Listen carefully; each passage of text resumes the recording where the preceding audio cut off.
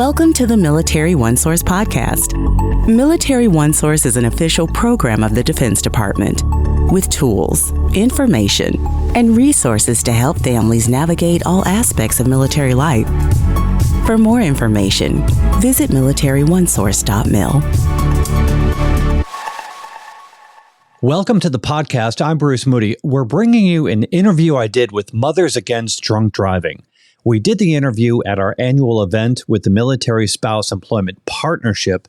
This partnership is a Defense Department initiative that connects spouses looking for careers with employers across industries who sign actual documents to recruit, hire, promote, and retain military spouses. They sign it and we truly hold them to it.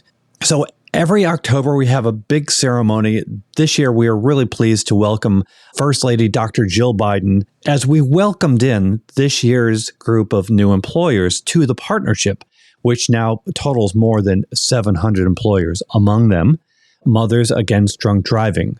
So we sit down with them to talk about MAD, Mothers Against Drunk Driving, and them being a part of the partnership. So here is our interview with Mothers Against Drunk Driving. Welcome to the podcast. I'm Bruce Moody. I'm joined by two members of the organization Mothers Against Drunk Driving. Would you please both introduce yourselves? Yes, hi. I'm Stacey Stewart. I'm the Chief Executive Officer of Mothers Against Drunk Driving, or MAD. And I'm Kenneth Caesar, and I'm the Chief People and Culture Officer for MAD. All right. We'll get into the organization and your mission, which is, of course, fascinating. But let's begin by sort of the reason that we're here together today, which is the Military Spouse Employment Partnership. So MAD is now a new partner of MSEP. We try not to use acronyms, but sometimes it just can't be helped. So Military Spouse Employment Partnership is going to be MSEP for the duration of this conversation. Could you explain to me, as the Chief Executive Officer, why you want military spouses working for MAD? It's a really great question, and I'll start and can add to it because Ken's really responsible for us being a member here. But let me just start with what MAD is. A lot of people know Mothers Against Drunk Driving, or MAD. We've been around for about 45 years. A lot of people may not have heard about MAD recently, but what MAD is an organization started by mothers who were impacted with the loss of family members, children, due to impaired driving, due to drunk driving crashes.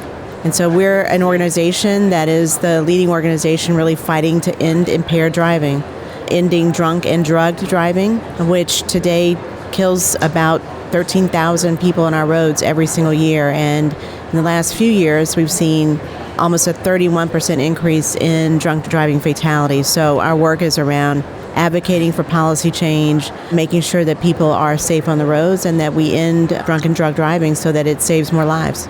That's a mission statement I think we can all get behind.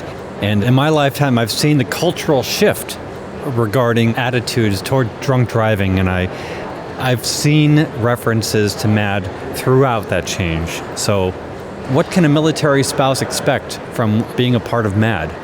So myself, being a veteran of the Air Force for 24 years and having a military spouse and understanding, knowing the transition that military spouses have and the difficulty they have of finding employment. And so I think that's why we're here today. The military spouse is an untapped true talent in our communities today.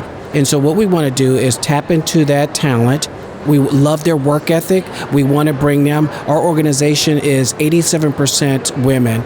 And we advocate for women and military spouses, whether it be women or men, we advocate for that. And so that's what we're here today for, is looking for that talent for military spouses that we can join our organization. So what can they look for? An outstanding culture. A culture is supportive, a culture that is inclusive, a culture that represents the communities that they come from. And so we're looking for that, and we're looking for that talent as well. They will have an opportunity to grow within our organization, outstanding benefits, and the portability as well. Because we know, me being one of them, my wife had to move as soon as we got married. And so being able to have that support, not only for the leaving the organization, but also moving around the country, they will find that support with us at MAD. This is a really interesting conversation because when you join a company, you may not really care so much about the product that goes onto the loading dock and out to its vendors. But this is an organization that really gets the passions stirring. If you're an employee at the organization, how close do you feel to the core mission you're trying to drive forward? So I think that through several surveys that we've sent to our employees, our mission focus is one of our core values, and it's one of the highest. Our employees truly feel a sense of mission, and you'll see it throughout the organization, because you're right, it's dealing with individuals' lives and the importance of lives. And so people feel that passion behind our mission, being able to directly impact the victims and survivors that we meet and provide services to. Not only that, but our prevention programs as well, being able to stop ending impaired driving. So I think that that's the part that they get, is that as a sense of a mission with the military, because that's what they believe in. You'll get the same sense of mission at MAD. I think, just to pick up on that, I think there are a couple of things. One is that a lot of the jobs that MAD offers are, as Ken mentioned, providing services to victims and survivors. They're people that have gone through a lot of trauma, a lot of emotional pain, and I think a lot of military spouses can definitely relate to that. I mean, a lot of military spouses, unfortunately, there are a lot of great things about being a part of the military. There are a lot of things that, where families go through a lot of challenges. And so I think there's a level of empathy that I think a lot of military spouses naturally have to a group of people who may be going through very tough challenges in their lives, and that's a lot of who we deal with every day. I think the other thing, though, is being in the military is one of the toughest jobs, and we all recognize that. It's why we value our members of the military so much, and we know the sacrifices that spouses make. I think part of what we see in the military is, and because our mission is so tied to alcohol use, to, unfortunately, people making poor decisions to get behind a wheel after they've been drinking. Unfortunately, many members of the military are often victims and survivors of impaired driving, or find themselves making poor decisions because they may be having challenges with drinking. So there's another aspect of this that allows military spouses who may understand that experience, right, or may have witnessed it or have seen it or lived around it, that they can bring a level of understanding of what a lot of people in our communities around the country are dealing with. About 2/3 of all Americans are impacted by impaired driving, one way or another. We're touched by the issue. A friend, a family member, someone we know has been involved. We have not only 13,000 people that die because of impaired driving every year, we have hundreds of thousands of people who are injured.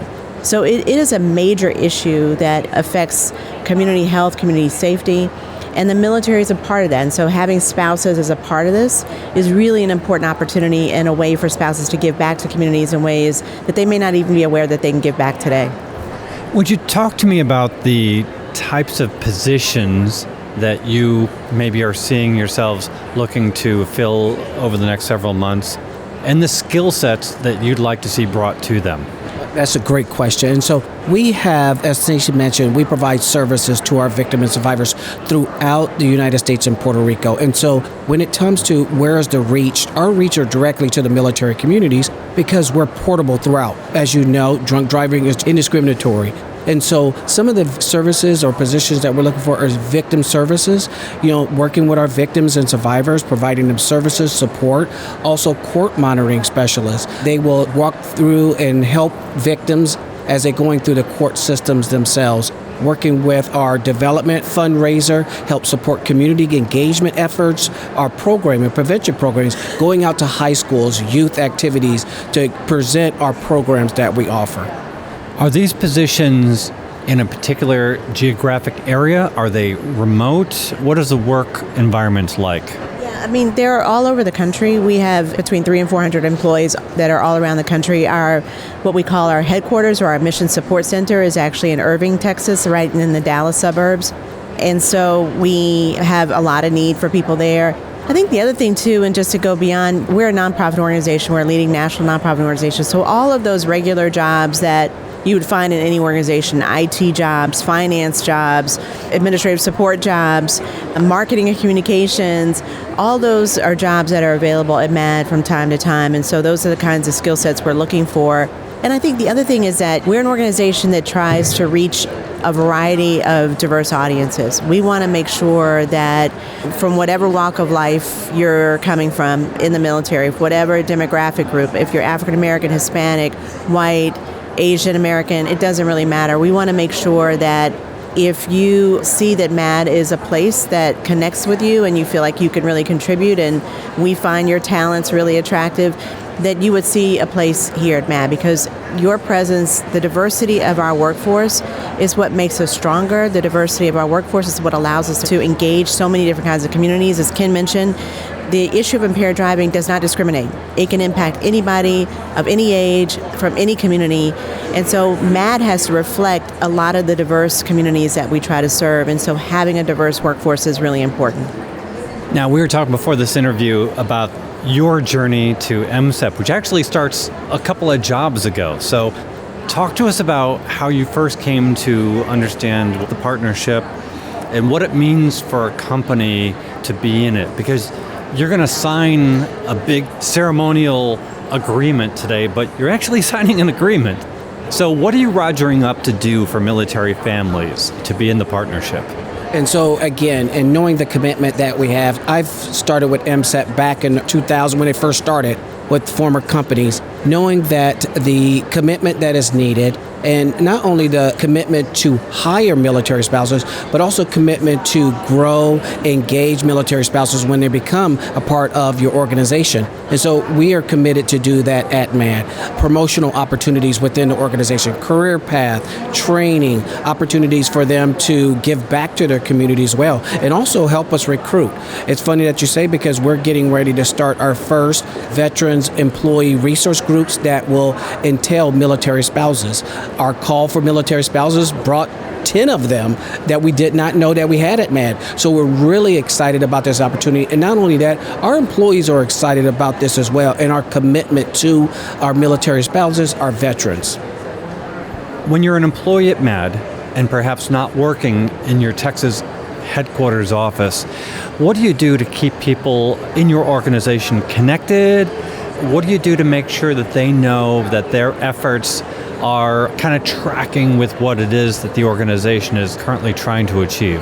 That's a really good question. And I mean, Ken and I work a lot on that issue because it comes down to the culture of the organization, which is often hard to build when we've got a pretty virtual organization. So we've got a few offices, but we've got a lot of folks that work virtually and work from home. And so for us, it's always about being intentional to build a team atmosphere, a team culture. And even beyond that, I think part of what we've done this year, for example, is to really get clear on our strategy, how we're going to drive impact, how we're going to make sure that we reduce the number of people that are dying and being injured on our roads. And that comes with everybody in the organization being engaged in some really good thinking around what are our priorities and getting our board engaged on that, our national board of directors. So it's communication. We spend a lot of time online. We're experts at Teams, as all of us got to be during the pandemic, but that continues. In some ways, it's a good thing, right? Because with so many, especially women that work in the organization, and a lot of people in general, young people who love the flexibility of being able to work from home, it actually works out pretty nicely. But then we are also very intentional about times when we can come together and be together, because I think there's nothing that replaces the ability to speak one-on-one with somebody, a manager to meet with their employee, teams to come together and bond with each other. So between our strategy, internal communications, really being intentional on making sure that we hold everyone accountable for the kinds of, not just the work product, but actually what it looks like to be a good team member and a good teammate, to be collaborative and to be invested in the organization's success are some of the things that we really prioritize. What I'd like to do as we wind down this interview is to get you to make a pitch to military spouses. And I would tee it up in this way. I'm a retired military, as are you, Kenneth. We spent a good chunk of our life following mission, a life in service, and that comes to an end. But going into the next step, for a great number of us, we want to be part of something that continues to have a mission, to have a culture that we can get behind And so what I would ask to do, and I'll start with you, Kenneth, is to just make a pitch to military spouses who feel that what they want to do is continue to be an environment and a culture of service in a place where there is a mission. I would say, and I'm going to use a tagline, your mission continues at MAD. And so when you come to MAD, you will continue to have that mission. You will continue to have that focus to be able to make an impact into the communities that you'll build. You'll continue to have that sense of camaraderie that you have within the organization as well. So honestly, the mission continues at MAD. I would just say my biggest pitch is joining a place where you can feel every single day that there's such a great reward for the work that you're doing.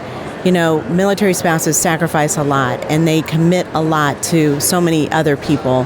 And this is yet another way to do that, but doing it outside the boundaries of the military, right?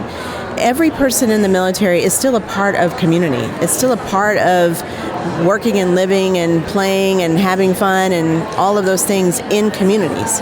And so I think the idea of how our military spouses can be doing things that are productive, that are important, that actually are life-saving, and that are a part of the broader community is a fulfilling opportunity, and it's a great place to work. I've been here not even a year. Ken's been here over a year, and already we've seen the organization transform into an amazing place. It already was amazing, but it's growing to be an even more amazing place, and we're excited to attract new and hardworking and passionate people to our mission.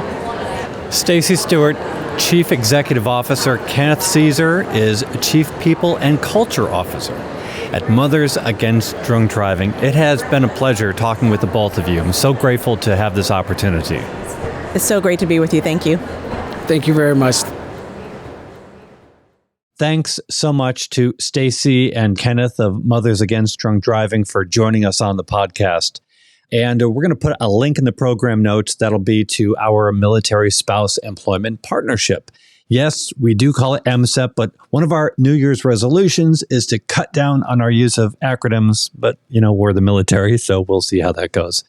Want to remind you that Military OneSource is an official resource of the Defense Department. We have another link in the program notes. With that, you can send us a question, a comment, maybe an idea for an episode to hear sometime in 2024. Be sure to subscribe to this podcast wherever you listen to your podcast, because we cover a wide range of topics to help military families navigate military life. I'm Bruce Moody. Thank you for listening. Take care. Bye-bye.